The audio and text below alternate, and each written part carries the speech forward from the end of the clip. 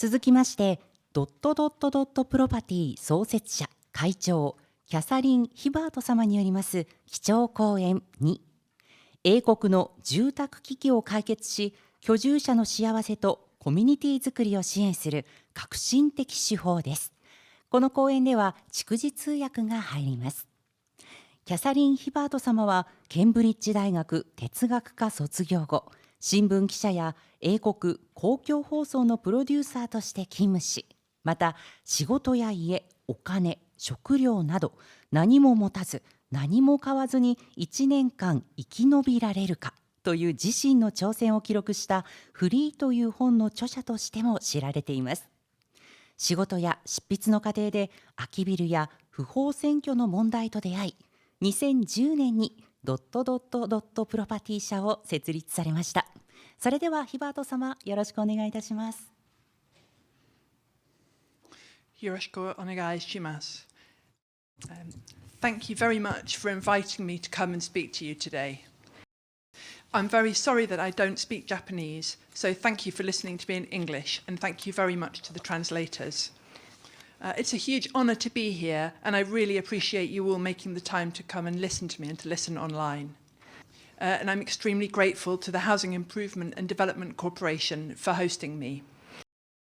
My name's Catherine Hibbert, and I'm here to talk about Dot Dot Dot, which is a social enterprise I set up 13 years ago. We exist to get empty buildings into use to house people who want to volunteer. So far, we've housed thousands of people and supported them to give hundreds of thousands of hours to good causes. In this talk, I'm going to first provide context for the work that we're doing by making some comparisons between the UK and Japan. I'm then going to explain how our model works and how our approach improves the well-being of our residents and how it works for property owners. I'm also going to talk about why we're so committed to supporting volunteering and community building and give you some examples. I'm going to talk about why people choose to work at Dot Dot Dot, which I think is also very relevant to well-being. And finally, I'm going to talk about the factors which have allowed Dot Dot Dot to be successful and those which have made things more difficult for us. So, context. So, in the UK, we have a saying that goes, "The grass is always greener on the other side," and I think you have a similar saying, "Tonari no shibafu wa oi." The neighbour's lawn looks fresh. When I told my friends and colleagues that I was coming to Japan to talk about how we promote well-being in the UK, lots of people were surprised because in many important ways you're doing better than us. I think there are many areas where we in the UK could learn a lot from your approaches in Japan. For example, we envy your long life expectancy, your low crime rates, and your infrastructure. In the UK, life expectancy at birth is 79 years for men and 83 years for women, whereas yours is 81 for men and 88 for women. Your intentional homicide rate is 0.223 per 100,000 people, which is 12th in the world and the lowest of any large country. Ours is 1.148 per 100,000, which makes us 67th in the world.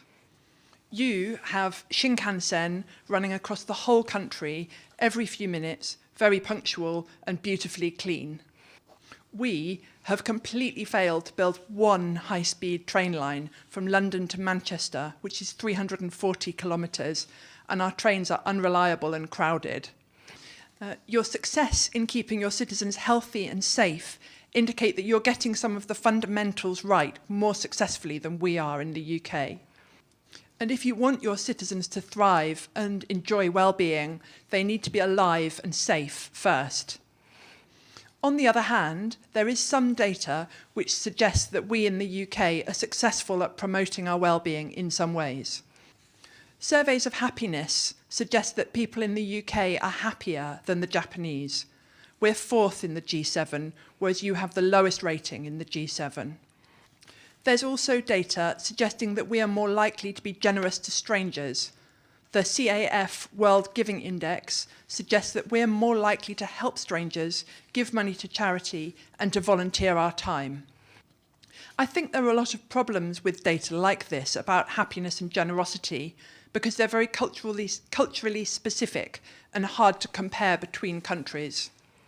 For example, I suggest that the Japanese focus on politeness, working hard, and avoiding inconvenience to other people is a form of generosity. But overall, we can both learn from each other. Your system seems to be very effective at promoting welfare, but perhaps ours is good at promoting well-being. I'm saying all this because while I'm very happy to share what I've learned and some examples of things that we've done well, I'm also very glad to be here to learn from you. I've got some slides here which show a comparison between the trajectory of house prices in Japan and in the UK. This first one shows house prices after inflation, whereas the next one is going to show the ratio of house prices to income.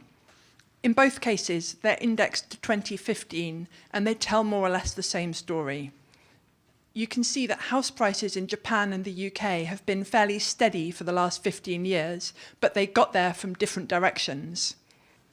House prices in the UK went up very significantly in the years before the financial crisis in 2008, and although they've been fairly stable after inflation and relative to incomes since then, they're much higher than they have been historically.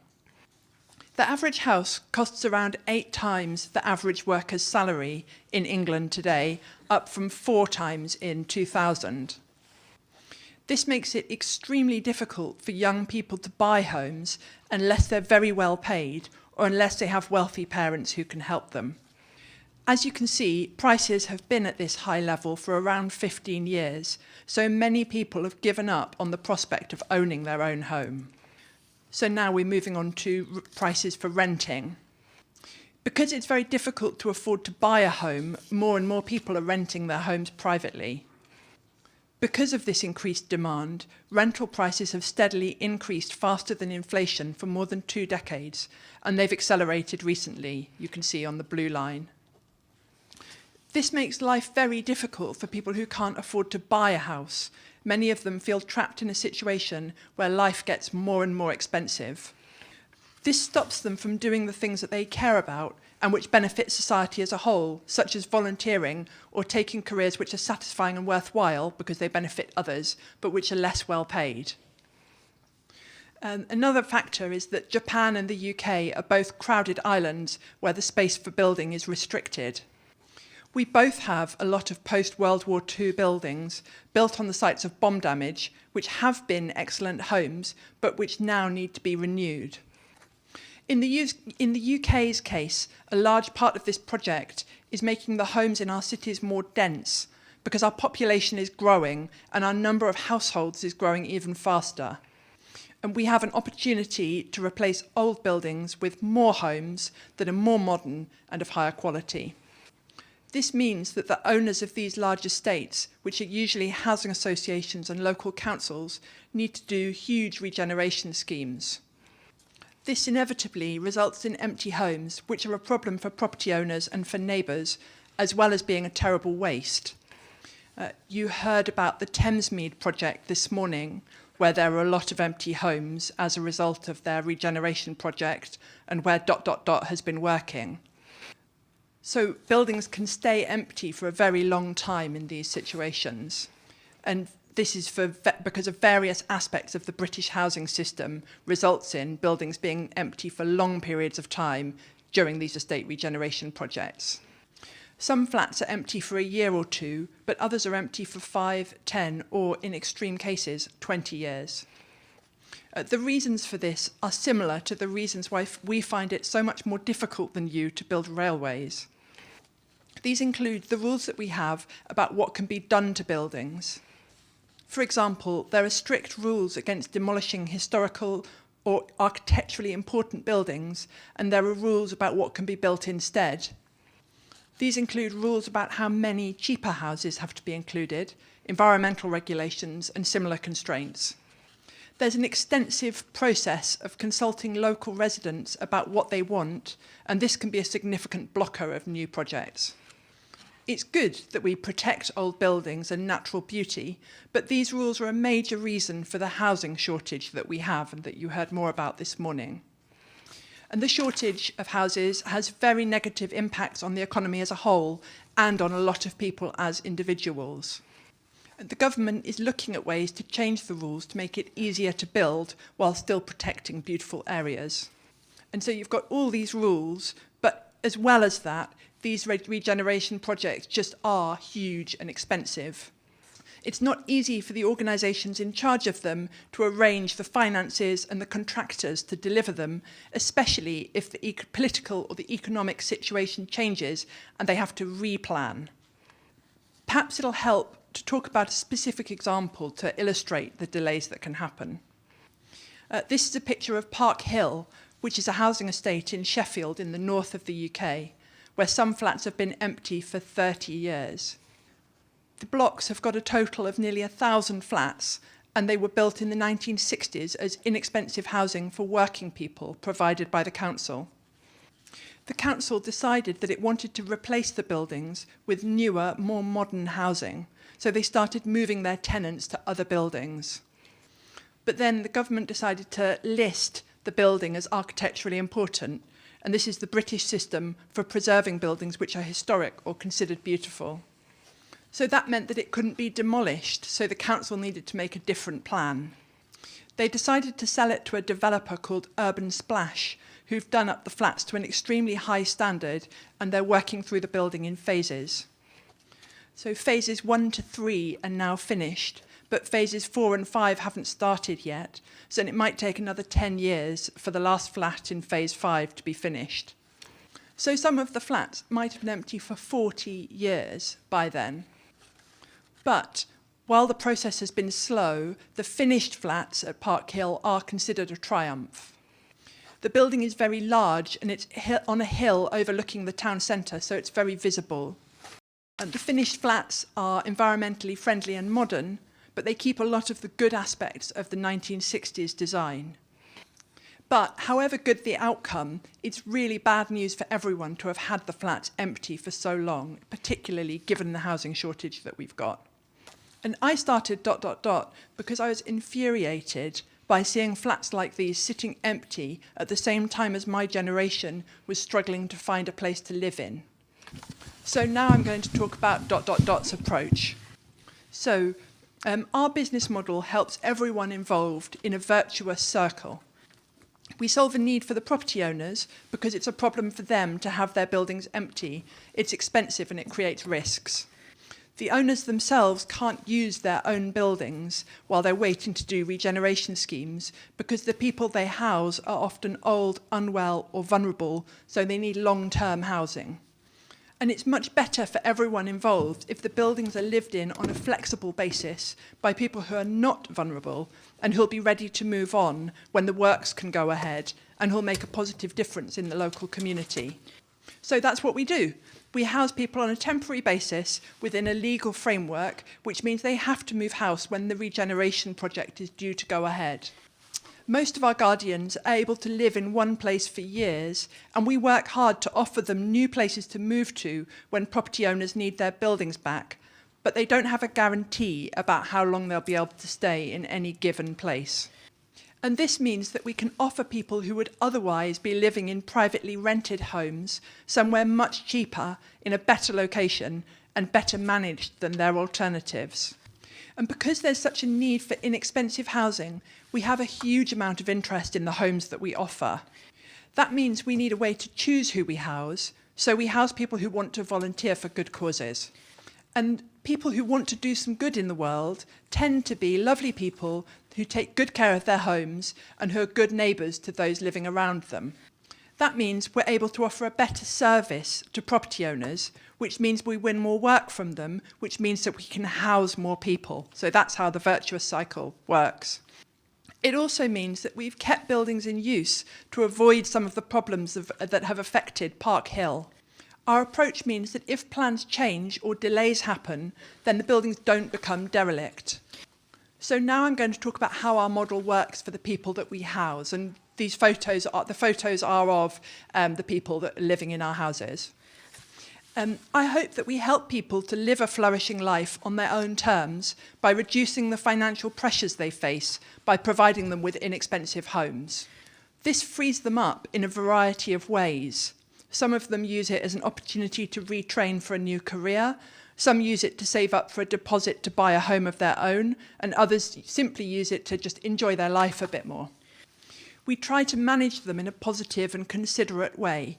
We employ a higher ratio of staff to residents than most housing organisations, which allows us to shape our service around people's individual needs. We're also trying to link people up so that they can form a community among themselves and with their neighbours. And this is particularly relevant for people who've recently arrived in the place where they're living, or who are looking for housing because their relationships have ended, and also for the elderly people living around them.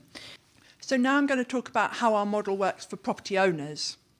And the property owners we work with see that a focus on social impact improves the quality of the service that they receive. The buildings we're looking after would otherwise be a cost and a risk for their owners, so we're removing a security problem from them at no cost to them while generating a positive impact. Some of them choose to work with us because they want to support our social impact, but some of them just want a high-quality service, and the social impact is a useful byproduct. So some of them choose to work with us purely as a commercial decision, and some of them choose it for a social impact reason. So now I'm going to talk about why volunteering is so important to us.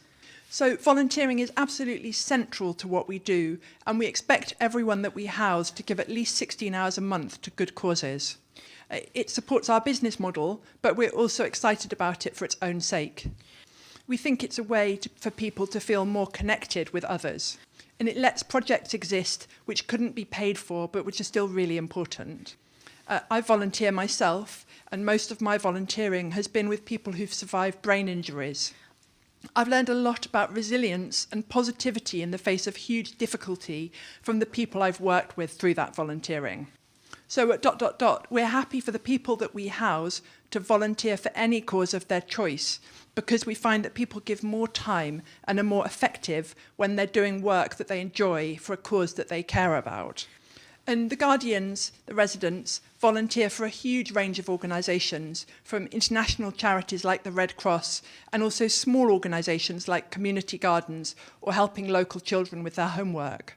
And this photo is of one of our guardians volunteering at a community farm where they keep animals and grow food to show children who live in cities how farming works. Other guardians volunteer for a charity called Men in Sheds, which is exactly what it sounds like. It's a place for men, particularly older men, to get together while working to make or fix things. And lots of our residents have found that they've also been able to improve their own careers and their own well-being by volunteering, as well as helping other people. So now I'm going to talk about why community building is important to us. We find that our guardians are happier when they're in touch with each other and their neighbours. Volunteering helps with this, but we also support our residents to make connections with each other and those around them.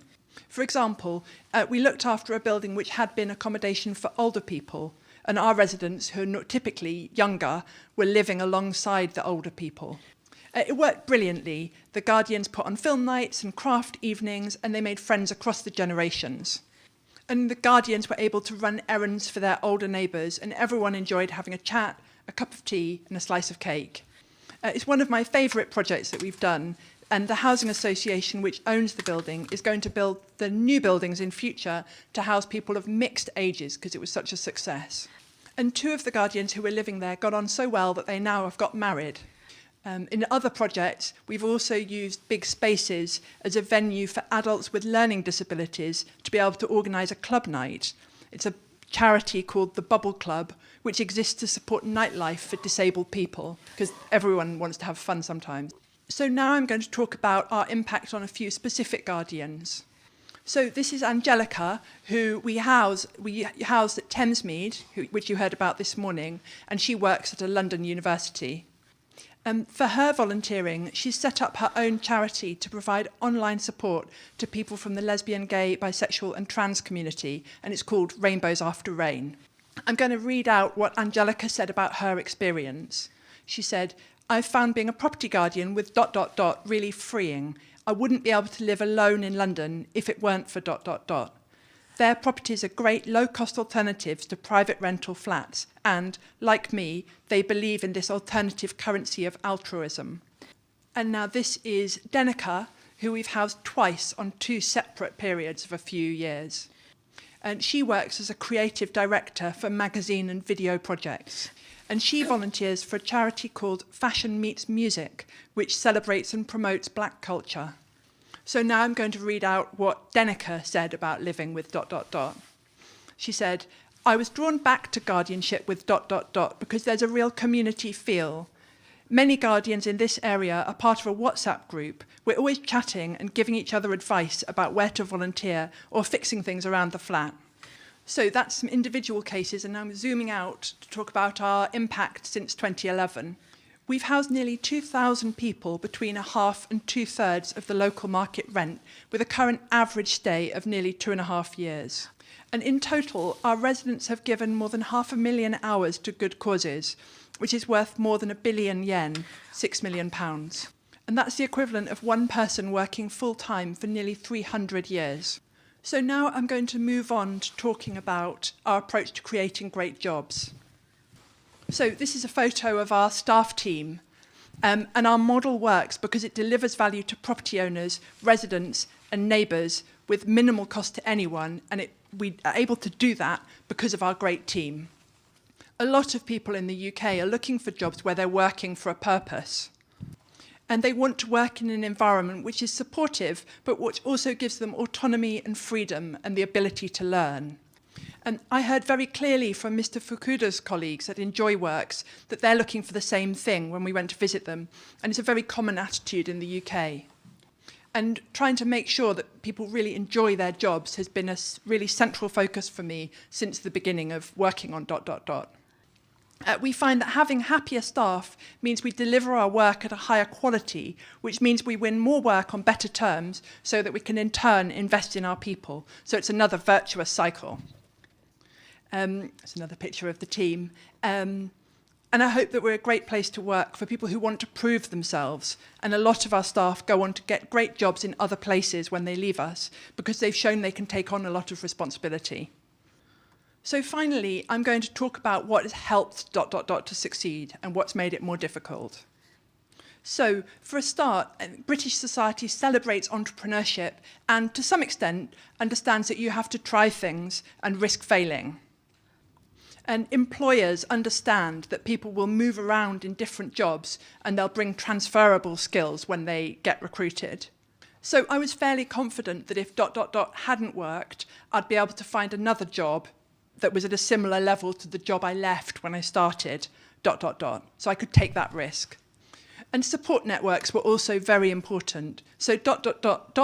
received some investments, some money early on, but almost as important as the money was senior people who were prepared to make introductions, give me advice, and publicise what I was doing. And it made a huge difference to have clients who gave me a chance at the very beginning. So if you're listening and you're part of a big organisation, I encourage you to give small social enterprises a chance to prove themselves because it's the only way that we can get started. And in terms of things that made it more difficult, we do have problems in the British economy which affect businesses as much as individuals, and the cost of living made things difficult for my staff and for me personally. And shrinking the state has made it harder today to access the government services that we need. So this is my very last slide, and I'm just going to talk very briefly about the future. We want to continue to grow our impact, to learn from others, and to share our experience. So I really appreciate having this opportunity to speak to you and to learn from the brilliant Japanese organisations that I've had the good fortune to visit on this trip. So thank you very much. 皆様ご清聴いただきありがとうございました。ヒバート様ありがとうございました。